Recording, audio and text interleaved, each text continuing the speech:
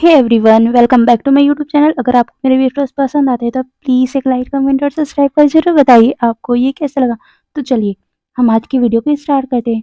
तो पिछले पार्ट में हमने देखा था कि वांग जी ने विंग को कहा था कि अगर उसने मेरी सच्चाई जानी तो तुम मुझसे प्यार नहीं करोगे। और ये सुनकर विंग थोड़ा सा कॉन्फ्यूज था। वो कहता है, कौन कौन सी सच्चाई? वांग जी उसे देखते हुए कहता है, मैं मैं मैं वो ये बोलते हुए उसकी आवाज़ लड़खड़ा रही थी। विंग उसे देख रहा था कन्फ्यूजन से। वांग जी एक डीप ब्रेथ लेता है और कहता है, मैं एक लड़की नहीं हूँ। बस इतना ही बोलना था कि विंग विंग एक कदम पीछे चला गया। उसका क्या मतलब? वो एक लड़की नहीं है। वो वो क्या कहना चाहता है? क्या कहना चाहती है?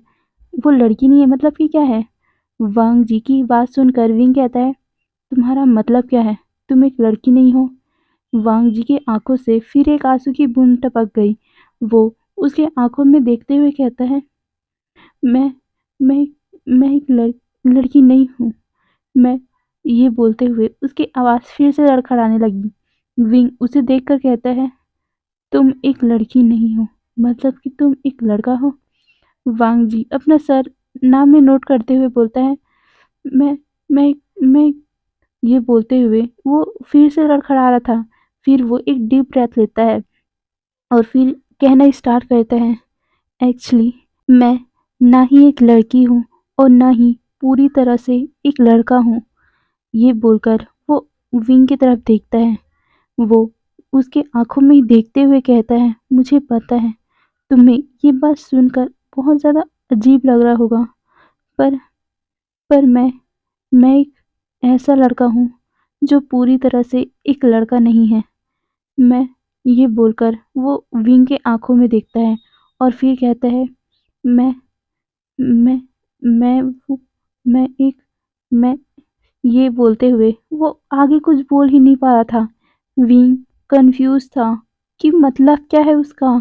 वो एक लड़की नहीं है और वो लड़का भी नहीं है तो है क्या वो? फिर विंग कहता है, तुम तुम बोलना क्या चाहते हो? वांग जी एक डीप ब्रेथ लेता है और वो कहता है, मैं एक ऐसा लड़का हूँ जो जो एक लड़के से प्यार करता है। मुझे म- मैं तुम तुम समझ रहे हो ना मैं क्या कहना चाहता हूँ? मैं मुझे लड़कियां लड़कियां नहीं पसंद है। मेरी बॉडी अलग है। मैं पूरी तरह से लड़का नहीं हूँ, न मैं एक लड़की हूँ।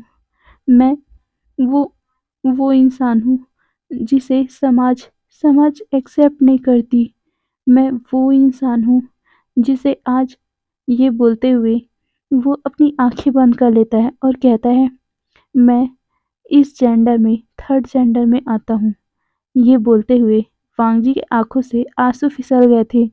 विंग ये सुनते ही उसकी तो जमीन मतलब पैरों से जमीन ही खसक गया। उसका क्या मतलब है? वांगजी की आवाज और उसकी आंखों से निकलते हुए आंसू आज आज विंग को दर्द दे रहे हैं, पर उसे शांत कराने के लिए वो अपना हाथ भी नहीं बढ़ा पा रहा है। वो इतना ज़्यादा शॉक है। वांग जी फिर से कहता है, मुझे पता है तुम तुम मुझे एक्सेप्ट नहीं करोगे, इसीलिए मैं मैं पहले ही तुम्हें बता देता हूँ। मुझे पता है तुम तुम स्ट्रेट हो, पर मैं एक ऐसा लड़का हूँ जो जो अलग है, इस दुनिया से अलग है। मुझे पता है सब सब मुझे घिन की नज़रों से देखते हैं, इसीलिए आज तक मैं अपनी खुद की आइडेंटिटी छुपाते हुए आया हूँ। मुझे मुझे पता है, पर पर मैं तुमसे झूठ नहीं बोल पाया। ये बोल वो उसके आंखों में देख रहा था। विंग तो कन बहुत ज़्यादा शॉकिंगली वांग जी को ही देख रहा था। वांग जी उसकी तरफ देखते हुए कहते हैं, वुशियान, मैं मैं तुमसे प्यार करता हूँ। मैंने आज तक किसी किसी को भी उस तरह से नहीं देखा, पर जब तुम मेरी लाइफ में आए, मैं मैं तुमसे प्यार करने लगा हूँ। मैंने बहुत अपने आप को समझाया था। पहले पर पर मैं अपने दिल को रोक नहीं पाया। मैं तुमसे मैं तुमसे प्यार करने लगा हूँ। पर मैं तुम्हें फ़ोर्स नहीं कर रहा हूँ। मैं बिल्कुल भी तुम्हें फ़ोर्स नहीं कर रहा हूँ। मुझे पता है तुम मुझसे प्यार करते हो, तो तुम मुझे एक्सेप्ट करोगे ना? ये बोलकर वो होपफुल नज़रों से विंग को देख रहा था। उसे एक दिल में, एक तरफ में आशा थी कि विंग उसे एक्सेप्ट करेगा, पर दिमाग कह रहा था कि नहीं, विंग मतलब वुशियान उसे एक्सेप्ट नहीं करेगा। क्यों उसे एक्सेप्ट करेगा? कोई ऐसे लड़के को एक्सेप्ट नहीं करता जो जिसे दुनिया एक्सेप्ट नहीं करती। वो कभी नहीं करेगा। विंग को ऐसे देखकर वांग जी उसके एक कदम आगे बढ़ता है और कहता है, विवशान, मैं मुझे मुझे माफ कर दो, पर मैं तुमसे प्यार करता हूँ। मैं बहुत प्यार करता हूँ। मैं मैं जानता हूँ कि तुम्हें तुम्हें अभी शौक लगा होगा ये मेरी सच्चाई जान के, पर मैं ये बोलते हुए उसकी आंखों से फिर आंसू टपक गए। वांग जी की बात विंग के पल्ले ही नहीं पड़ा था। वो बहुत ज्यादा शॉक में था। वो जिससे प्यार करता है वो एक मतलब गे है। वांग जी की मतलब कुछ समझ ही नहीं आ रहा था विंग को। विंग पूरी तरह शॉक था। वो कुछ सुन ही नहीं पा रहा था वांग जी क्या कह रहा है। उसकी बातें अभी उसके कानों में आ ही नहीं रहा था।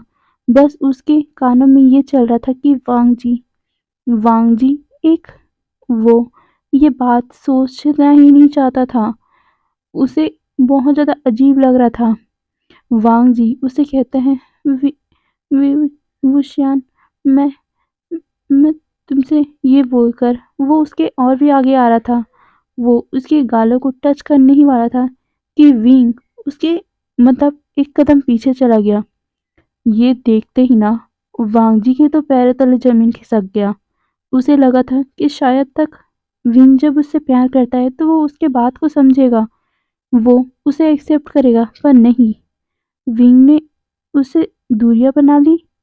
वांग जी को ये सहन नहीं हुआ और वो बिना सोचे समझे पीछे मुड़ गया और वो सीधा उस जंगल से वैसे ही भाग गया। बारिश में वांग जी रोते हुए भागा था। उसे पता नहीं वो कहाँ भाग रहा है, पर वो भाग रहा था। वहीं विंग विंग तो बुरी तरह सदमे में था। उसे उसको कुछ समझ नहीं आ रहा था। वो पूरी तरह ब्लैंक हो चुका था। तभी एक थंडर की आवाज आती है। तब जाकर विंग अपने होश में आया था। वो देखता है कि वहां पर लैंसडैन नहीं है। विंग कंफ्यूज हो गया था। कहाँ गया ये बोल वो इधर उधर देखता है। फिर देखता है बाहर बाहर तो बहुत बारिश हो रही है। नहीं, ये लैंसडैन भाग गया। Oh shit! ये बोलकर विंग भी अपना शर्ट लेकर सीधा बाहर की ओर भाग गया। वो पहनते हुए भाग रहा था और वो इधर-उधर देख रहा था, पर उसे कुछ भी दिखाई नहीं दे रहा था क्योंकि वहाँ पर बारिश हो रही थी। बारिश के कारण तो और भी ज़्यादा वहाँ पर मिट्टी गीली थी। विंग तो फिसलते-फिसलते बचा था। वो देख रहा था कि कहीं पर वांग जी दिख ही नहीं रहा है, मतलब लैंसन दिख नहीं रहा है। पर भी वो सोचता है कि वांग जी मतलब लैंसडैन वहीं पर भागा होगा जहाँ पर पेड़ के निशान है। वो उस पेड़ के निशान की तरफ जाने लगा। वो देखता है कि बाहर निकलने का रास्ता आ गया है, पर पर उसे लैंसडैन नहीं दिखा। वो बहुत ज़्यादा डर गया था। वो फिर से जंगल की तरफ भागता है और उसे तब भी कुछ नहीं मिला था। उसे तब दिखा वांग जी का चप्पल, मतलब सैंडल। अभी तो वांग जी लड़की बना है ना, तो वो तो एक सैंडल ही पहनेगा। तो उसका सैंडल दिखा उसे और साथ में एक फटा हुआ कपड़ा। वो डर गया था, मतलब लिटरली विंग डर गया था। जंगल में जंगल में उसके साथ कुछ हुआ तो नहीं। विंग पूरी रात उस जंगल में वांग जी को ढूंढता रहा। उसे ढूंढता रहा। उसके हाथों में खून तक निकल गया था क्योंकि वो फिसल के गिर गया था नीचे। और कहीं पर तो उसके पैर भी धंसते-धंसते बचा था, क्योंकि बारिश की वजह से उसका मतलब जंगल में मिट्टियाँ थोड़ा-सा गीली हो गई थी, तो वो फिसल रहा था ना, इसीलिए विंग ढंग से चल भी नहीं पा रहा था। पर वो पूरी रात ढूँढता रहा उस बारिश में ढूँढते हुए वांग जी को चिल्लाया जा रहा था कि लैन-सैन तुम हो यहाँ? प्लीज़ बोलो। पर पर लैन-सैन कुछ बोल ही नहीं रहा था, कुछ आवाज़ ही नहीं आ रही थी।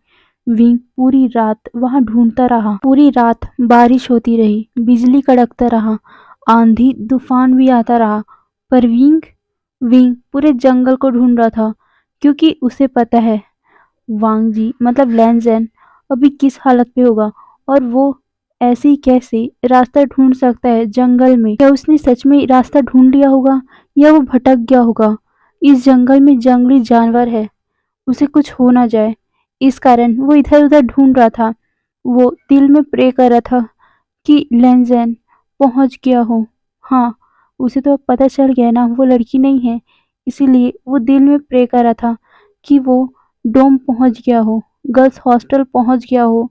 बस यही प्रे किया जा रहा था। विंग विंग अपने हाथ में देखता है, उसके पास मोबाइल भी नहीं है, वो कॉल भी नहीं कर सकता, किसी को कॉल नहीं कर सकता। पूरी रात भर वो वहीं पर जंगल में इधर-उधर ढूँढता रहा। अगर वांग जी लैन-सैन अगर कहीं पास हुआ तो, जंगल में वो कहीं पास फँस गया हो तो? ये सोच वो पूरी रात उस जंगल में ढूँढता रहा, यहाँ तक कि बारिश हो रही थी। वो पूरी बारिश में पूरी रात भर ढूँढता रहा, जिसके कारण उसकी तबीयत खराब हो गई। उसे डिज़ीनेस फ़ील होने लगा, उसे चक्कर आने लगा। वांग जी को ढूँढते-ढूँढते वो बहुत ज़्यादा थक चुका था। वो देखता है कि अभी सुबह होने वाली है, बारिश भी रुक चुकी है, पर भी पर भी वो ढूँढ ही रहा था। पर अचानक से देखता है कि वो ढूँढते-ढूँढते पूरा पूरा जंगल पार कर चुका है। उसके सामने हॉस्टल का वही दीवार है। उसे दिख रहा था कि वो गर्ल्स हॉस्टल पहुँच चुका है। विंग ये देखते ही वो आगे बढ़ ही रहा था कि अचानक से उसके सामने ब्लरी फेस आने लगा। वो बेहोश हो गया वहीं पर। वो अब चलने के लायक नहीं था, इसीलिए वो वहीं पर बेहोश हो चुका। पर उसके कानों के आगे बस 2-3 इंसानों की आवाज़ें आ रही थी। विंग, विंग, तुम ठीक हो? विंग, क्या हुआ है तुम्हें? पर विंग तो कुछ जवाब ही नहीं दे पा रहा था। वो पूरी तरह बेहोश हो गया था। वहीं दूसरी तरफ हमारा लैनज़ेन ने जब देखा था कि विंग कैसे एक कदम पीछे चला गया, मतलब वो शान एक कदम पीछे चला, उससे दूरी बना ली, वो उस दर्द को सहन नहीं कर पाया और वो बिना देखे, बिना कुछ सोचे वहाँ से भाग गया। पहले उसे कुछ समझ में नहीं आया वो कहाँ जा रहा है, कहाँ भाग रहा है और साथ में वो एक बार तो फ्लिप भी हो गया था, मतलब गिर गया था नीचे, जिसके कारण उसके पैर में हल्का-सा मोच भी आ गया था। उसकी चप्पल भी वहीं पर ही छूट गया था और पास में जो पेड़ लगा था उससे उसका स्कर्ट भी फट गया था। पर वो वहाँ रुकना नहीं चाहता, एक पल भी वहाँ नहीं रुकना चाहता था। ये सोच वो उठता है, फिर से वो भागने लगा। उसे एक जगह मतलब एक पेड़ के नीचे एक निशान दिखता है, जो रास्ता बताने का था। वो उस निशान को फ़ॉलो करते-करते बाहर निकल गया था और वो भागते-भागते अपने डोम में पहुँच गया था। वांग जी को उसकी भी हालत कुछ ठीक नहीं थी, वो भी तो बारिश में भीगा था। वो भाग रहा था और भागते-भागते जैसे ही वो अपने रूम के आगे पहुँचा था, उसको डिज़ीनेस फ़ील होने लगी। उसकी इतनी भी हिम्मत नहीं थी कि वो गेट को खोल सके। वो गेट के सहारे ही लीन हो गया और वहीं पर गेट के पास ही बेहोश हो गया। वांगजी जब डोम पहुँचा था, तो रात थी ना अभी, और जब रात थी, तो कोई वहाँ था ही नहीं। वांगजी को बेहोश हुए पूरा 2 घंटा हो गया था। जब सुबह डोम में वो लेडी जो उस डोम का देखभाल करती है, मतलब हॉस्टल का देखभाल करती है, वो जब सुबह को टहल रही थी, तब उसने देखा था कि लैनज़ैन बाहर में ऐसे ही पड़ी हुई है, मतलब उसके हिसाब से तो वो लड़की है ना, वो दौड़ के उसके पास जाती है और उसे हिलाने लगी, उठाने लगी, पर वो देखती है कि उसका पूरा बॉडी बुखार से तप रहा है। वो घबरा गई और फिर हॉस्पिटल में फ़ोन कर दी, जिसके कारण लैनज़ेन को हॉस्पिटल ले जाया गया। लैनज़ेन को हॉस्पिटल ले जाने के बाद उसके फैमिली मेंबर, उसके अंकल और उसके गगा को फ़ोन किया गया और बताया गया कि ऐसे-ऐसा हुआ था। मतलब उसे तो पता नहीं ना क्या हुआ था। उसने बस ये बताया कि वो सुबह को आई तो उसने लैनज़ेन को बाहर में ऐसे ही गिरा हुआ देखा। उसे बहुत ज़्यादा बुखार भी है और साथ में उसके कपड़े भी थोड़ा-सा फटे हुए हैं। उम, पहले तो डीन बहुत डर गई थी क्योंकि हॉस्टल में ऐसा किसी लड़की के साथ हुआ, उसे तो डर लगना ही चाहिए ना क्योंकि उसका मतलब उस हॉस्टल में पूरा ज़िम्मेदारी तो उसी डीन का है। इसीलिए वो लैन फैमिली से माफ़ी माँग रही थी। लैन कुरैन भी उसके ऊपर बहुत गुस्सा कर रहे थे कि किस तरह उस वो लापरवाही कर सकती है, किसी लड़की के साथ ऐसा कैसे हो सकता है। और वो डीन बार-बार उनसे माफ़ी माँग रही थी। लैन सिचैन अपने अंकल को समझाते हैं, तब जाकर लैन कुरैन माने थे। वहीं दूसरी तरफ वांग जी बेहोश था और हमारा विंग को भी हॉस्पिटल ला लिया गया था। शायद वहीं हॉस्पिटल में विंग अपने रूम में बेहोश था, उसको भी बहुत ज़्यादा हाई फ़ीवर हो गया था। वांग जी वांग जी की हालत थोड़ी-सी ठीक थी क्योंकि वो ज़्यादा तो नहीं भीगा था ना, पर वहीं विंग की हालत बहुत ज़्यादा गंभीर थी क्योंकि वो पूरी रात उस बारिश में भीगता रहा और रात की बारिश कोई मामूली बारिश नहीं होता, उसमें ठंडा होता है, मतलब उसमें ठंडा मौसम होता है, रात को ठंड लगता है, उसके साथ बारिश, उसकी हालत और भी ज़्यादा गंभीर हो गई थी। उसने पूरी रात लहज़न को जो ढूँढा था, इसी कारण वो बहुत ज़्यादा ही उसका तबीयत बहुत ज़्यादा ख़राब था। वो तो करीबन 3 दिनों के बाद उठा था। वहीं लैनज़ेन 1 दिन में ही उठ गया था, पर उसे रेस्ट करने के लिए बोला गया था। लैनज़ेन को अपने घर मतलब लैन मैंशन में ले जाया गया था। लैन कुरैन उसकी देखभाल कर रहे थे, वहीं सिचैन भी उसकी देखभाल कर रहे थे और उन्हें कई बार पूछा कि क्या हुआ था? कुछ बताओ। पर वांग जी तो बस वही सब सोचे जा रहा था कि कैसे विवुशियान ने उसे उसे रिजेक्ट कर दिया। उसको वो कुछ वो ना अपने दिल को कुछ समझा ही नहीं पा रहा था। उसका दिल इतना टूटा हुआ था कि वो 1-2 दिन तो किसी से बात नहीं करता। वहीं दूसरी तरफ विंग को भी होश आ गया था। 3 दिनों के बाद उसको भी होश आ गया था। विंग जैसे ही उठता है ना, उसे सबसे पहला चेहरा लैनज़ेन का देखना था। उसके सामने लैनज़ेन का वही रोता हुआ फेस आया। वो उसमें मतलब डोम में जाने की तैयारी कर रहा था, वो सीधा उठने की कोशिश कर रहा था, पर उसके पैर में अभी भी मोच था। उसका पैर अभी भी ठीक नहीं हुआ था, उसके पैर में थोड़ा-सा सूजन आ गया था, जिसके कारण वो उसे हिला नहीं पा रहा था। लेन मतलब विंग को ऐसे हिलते हुए देखकर जेंग चेंग उसे बोलता है, "चुपचाप बैठे रहो यहीं बस। तुम पागल हो गए हो? क्या कर रहे थे पूरे रात को वहाँ जंगल में? और तुम विंग तुम कैसे इतनी बड़ी मिस्टेक कर सकते हो और इतना बुरा हालत तुमने क्या कर डाला अपना? क्यों कर डाला अपना? देख रहे हो तुम्हारी पैर की हालत, तुम्हारे हाथ में, तुम्हारे शरीर में कितना ज़्यादा चोट है। तुम पागल हो गए हो विंग। तुम पास में रुक नहीं सकते थे और लैनज़ेन कहाँ है? तुम्हें पता चला वो?" लैनज़ेन का नाम सुनते ही विंग तो और भी ज़्यादा मतलब उसे और भी ज़्यादा घबराहट होने लगी। वो जेंग चेंग से पूछता है, "तुम तुम्हें लैनज़ेन को देखा? वो कैसा है?" वो जब कैसा है बोलता है ना, जेंग चेंग कन्फ्यूज़न से विंग को देखता है और कहते हैं, "कैसा है मतलब? वो लड़की है तो तुम कैसा है क्यों बोल रहे हो?" पर विंग करेक्ट करते हुए बोलते हैं, "ओह सॉरी।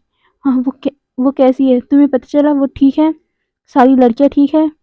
विंग की बात सुनकर जेंग चेंग अपना सर नोट करते हुए बोलता है, "हाँ, पर शायद मैंने लैनज़ेन के बारे में कुछ नहीं सुना। वो तो तुम लेके गए थे ना उसे? वो तो तुम्हारे साथ था ना? वो तो तुम्हारे साथ थी ना? तो हमें उसके बारे में नहीं पता। जितनी लड़कियाँ वहाँ से भागी थी, उन्हें मतलब हमारे कुछ दोस्तों ने और कुछ पुलिस वालों ने पकड़ लिया था। उन्हें बचा लिया गया था, पर लैनज़ेन तो तुम्हारे साथ थी ना?"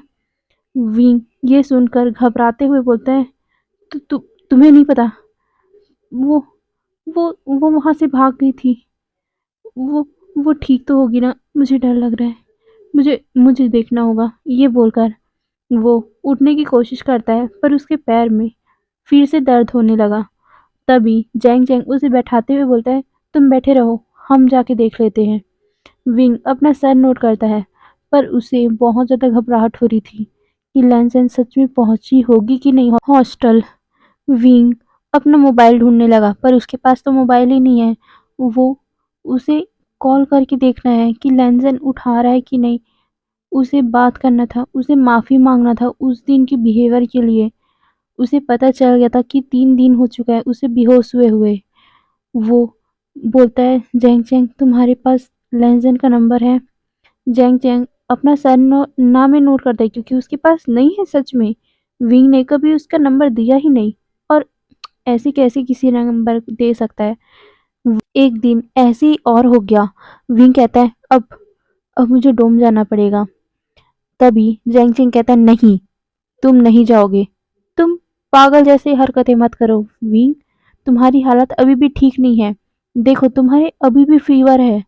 विंग कहता है, मैं ठीक हूँ, मुझे जाने दो। मुझे मुझे उसे देखना है। वो ठीक है कि नहीं वो देखना है मुझे। मैं ये बोलते हुए वो उसने अपना सर नीचे कर लिया था, और वो अपने मन में ही बोल रहा था, मैंने उसके साथ बहुत बहुत गलत किया है। वो उसका दिल टूटा होगा मेरे कारण। मुझे उससे बात करना है। मुझे तभी वो आगे कुछ बोल पाता है। जैंग चैंग कहता है, तुम नहीं जाओगे, बस बात खत्म। विंग गुस्से से बोलता है, मुझे जाना है, हटो यहाँ से। ये बोल वो उसे धक्का देता है और उठने की कोशिश करता है, पर जैंग चैंग और सुयांग उसे रोकते हुए बोलते हैं, विंग तुम पागल वाली हरकत मत करो। पर विंग उन लोगों को धक्का देने लगा और जाने की कोशिश करने लगा, पर शुयांग ने एक डॉक्टर को बुला लिया था और विंग को एक बेहोशी का इंजेक्शन लगवा दिया था, क्योंकि सच में विंग की हालत ठीक नहीं है। वहीं दूसरी तरफ वांग जी अब पूरी तरह ठीक हो चुका था। वो अपनी गगा को बोलता है, गगा मैं हॉस्टल जा रहा हूँ।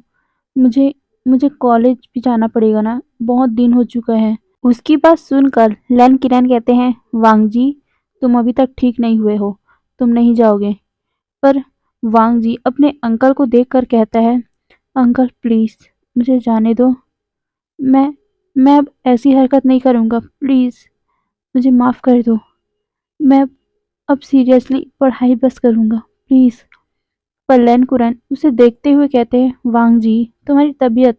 पर वांग जी अपने अंकल की बात को टालते हुए बोलता है, अंकल मैं ठीक हूँ, और मैं दवा टाइम से ले लूँगा, प्लीज़ मुझे जाने दो।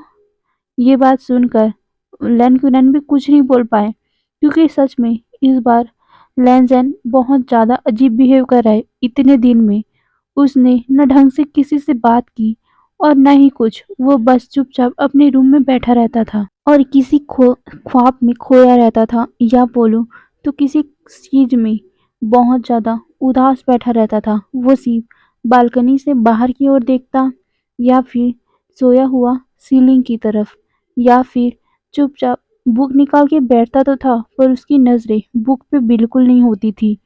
वांगजी की पूरा ध्यान तो विवुश्यान के ऊपर था।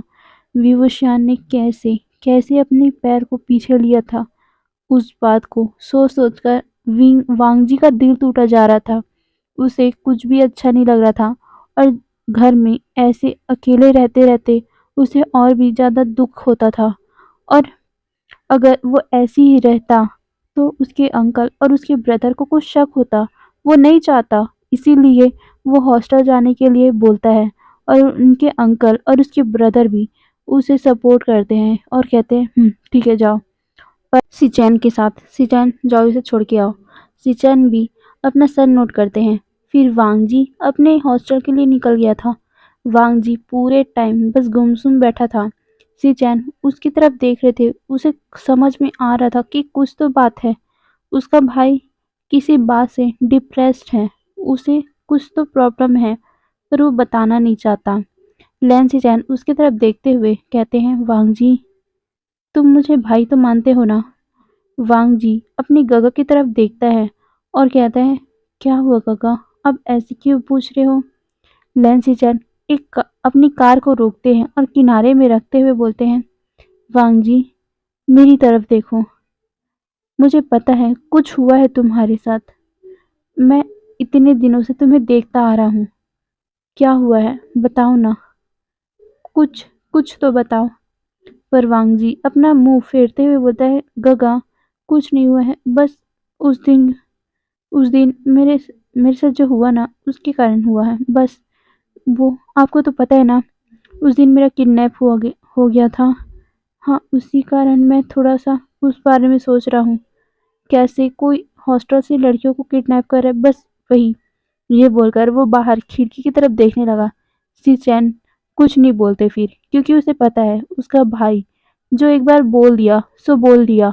अब वो क्या बोल सकते हैं। फिर वो कार को स्टार्ट करते और उसे हॉस्टल के लिए छोड़ देते हैं। वांग जी अंदर जाता है। उसने अपनी गगा को कुछ भी नहीं बोला और सीधा वो अंदर चला गया। अंदर जाते ही वो उस रूम में, मतलब अपने रूम में जाकर सीधा बैठ गया था। उसे वही सब बातें याद आ रही थी, उसके दिमाग में वही सब बातें घूम रही थी। वो अपने दिल में सोचता है, यही यही किस्मत है मेरी। लैंजन, तुम वो सब भूल जाओ। तुम्हारी यही किस्मत है। तुम्हें प्यार नहीं मिल सकता। तुम तुम ऐसा सोच भी कैसे सकते थे कि वी विभूषण तुमसे प्यार करेगा। उसे उसे सच्चाई नहीं पता था, तो उसकी भी कोई गलती नहीं है। तुम उसे भी कोई दोष नहीं दे सकते। ये सोचकर वो अपने आप को समझा जा रहा था और वो ठानता है कि अब वो उसके बारे में नहीं सोचेगा। ये बोल वो अपने कॉलेज के लिए निकल गया था। वही विंग विंग को अब 7 दिन हो चुका था हॉस्टल, मतलब हॉस्पिटल में भर्ती हुए। वो अपने भाइयों को और अपने दोस्तों को, अपनी फैमिली मेंबर को देखते हुए बोलता है, मुझे जाने दो, मैं अब ठीक हूँ। वो इतना जिद करता है कि फाइनली उन लोगों को मानना पड़ता है। फिर भी उन लोगों को बोलता है, आप लोगों को मेरी फिक्र है ना, तो ठीक है, मैं दवा खाता रहूँगा, ओके, और टाइम टू टाइम अपना अपडेट देता रहूँगा। मैं ठीक हूँ, देखो मेरा पैर भी ठीक हो गया है, अब मैं जा सकता हूँ ना। ये बोल वो अपनी मदर, अपने फादर को देखता है और फिर अपनी मदर को बोलता है, माँ प्लीज़ मैं ठीक हूँ, मैं जाऊँ। उसकी माँ अपना सर नोट करती हुई बोलती है, ठीक है जाओ। तुम बहुत ज़िद्दी हो, तुम अपना ही करोगे ना, तुम जा सकते हो। ये बोल वो अपना मुंह फेर लेती है। विंग कहता है, माँ प्लीज़, ये सॉरी, पर मुझे जाना पड़ेगा। ये बोल वो फिर अपना, मतलब वही लड़कियों वाला गेटअप करता है और वो सीधा डोम की तरफ भागता है, क्योंकि उसे लैंजन को देखना था। उसका ये 7 दिन ना कैसे गुजरा है उसे ही पता है। वो सीधा डोम में भागता है और वो देखता है कि वहाँ तो कोई नहीं था। उसे लगा कि शायद लैंजन यहाँ है कि नहीं है, वो यही कन्फ्यूज़न में था। पर वो देखता है कि उसका तो, मतलब उसका सामान तो यही है। वो सोचता है कि शायद लैंजन शाम को आ जाएगा, मतलब कॉलेज के बाद आ जाएगा, शायद कॉलेज ही गया होगा। ये सोच वो वहीं पर उस टाइम में वहीं पर बैठा रहा और वो वही सब सोच रहा था कि क्या, मतलब शुयांग ने उसे क्या कहा था 2 दिन पहले। वो बहुत ज़्यादा डिप्रेस था ना, तब शुयांग ने उसे बताया था।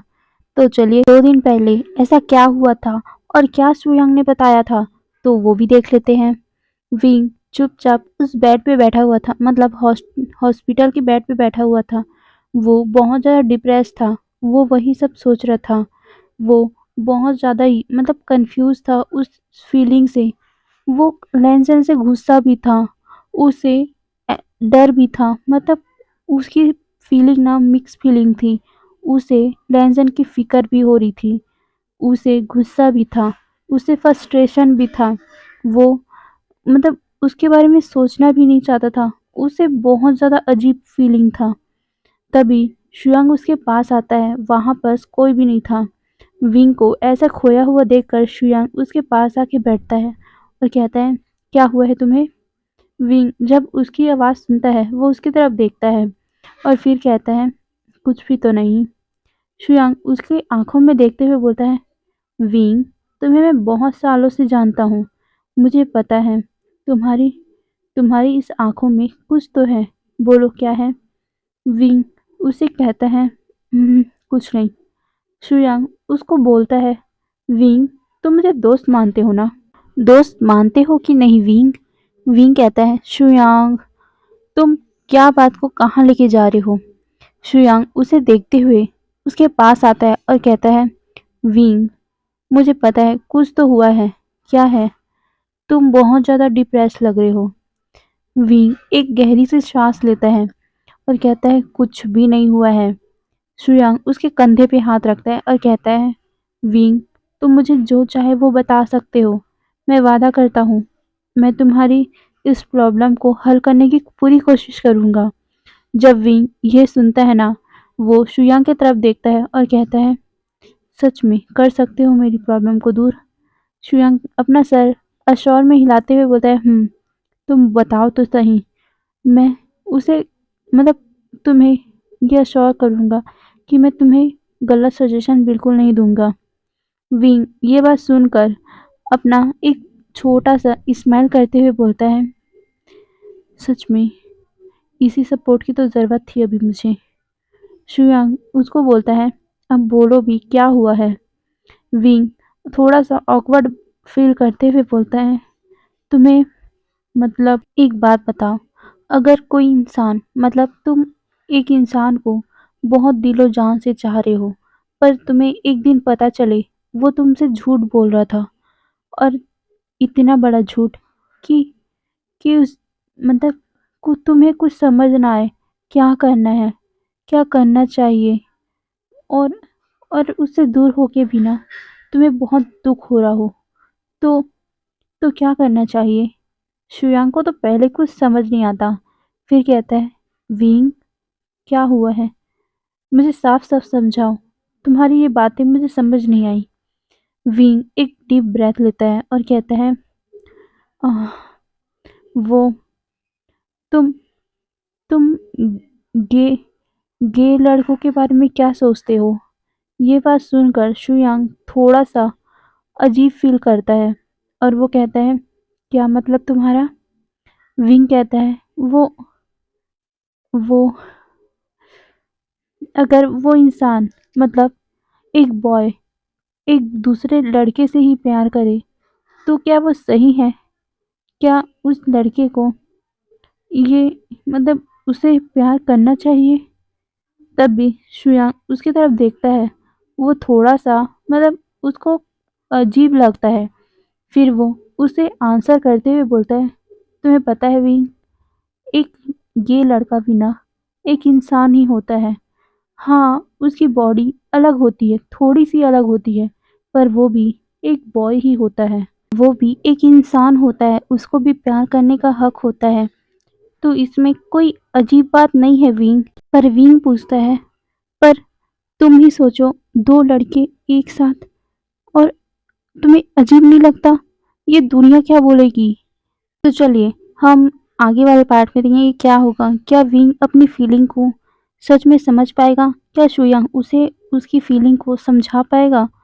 क्या ये बता पाएगा कि जो थर्ड पर्सन जो गे इंसान भी होते हैं, वो भी तो एक इंसान होते हैं, उनको भी तो प्यार करने हक होता है ना? तो क्या वो इसको विंग को समझा पाएगा? तो चलिए हम ये आगे नेक्स्ट पार्ट में देखेंगे। आज के लिए इतना ही। Bye bye.